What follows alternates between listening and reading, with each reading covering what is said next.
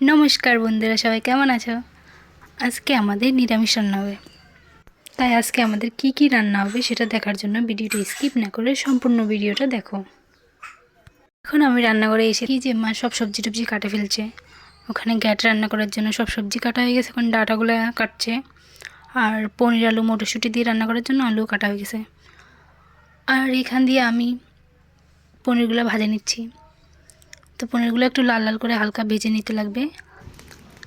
তখন নামিয়ে ফেললাম। আর এই সবজিগুলো রান্না করার জন্য যে মশলাগুলো লাগবে, আদা বাটা করে নেবে, জিরা বাটা করে নেবে, আর ধনিয়া বাটা করে নেবে। আর গরম মশলা মানে দারচিনি, এলাচ, লং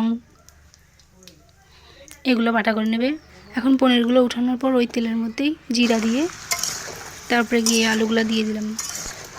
এখন একটু নাড়াচাড়া করে নুন দিয়ে দেবো। তারপরে গিয়ে আবার একটু নাড়াচাড়া করে নেব।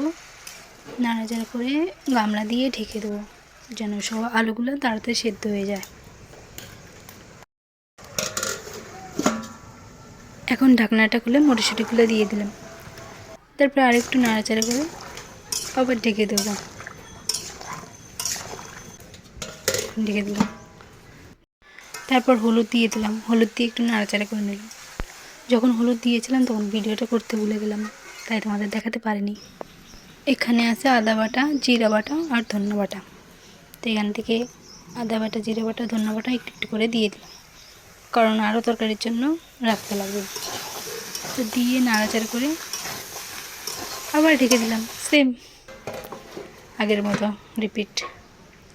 তারপরে ঢাকনাটা উঠে জল দিয়ে দিলাম। জল দেওয়ার পর লঙ্কার গুঁড়ো দিয়ে দিলাম। তারপর আবার সেম সেই ঢাকনা দিয়ে দেবো, একটু নাড়াচাড়া করে। বলতেও লাগবে না, তোমরা নিজেরাই বুঝে যাবে। তো আমার ভিডিওটা যদি তোমাদের ভালো লাগে তাহলে ভিডিওটাতে লাইক করে দিও এবং সাবস্ক্রাইব করে দিও। এখন তরকারি হয়ে গেলে নামিয়ে ফেললাম। ধনিয়া পাতা দিয়ে একটু নাড়াচাড়া করে রেখে দেবো। হয়ে গেছে আমাদের পনির আলু মটরশুঁটির তরকারি। তো এখন আমি ঘ্যাট আর ডাল চাপাই দিলাম 2 উনানে।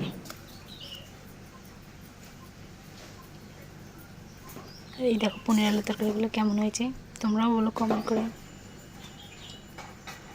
আমার এই সিম্পল তরকারি।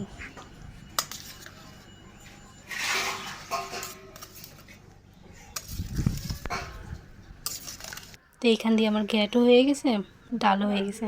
ওইগুলো ভিডিও করতে পারিনি অত তাড়াহুড়োর মধ্যে।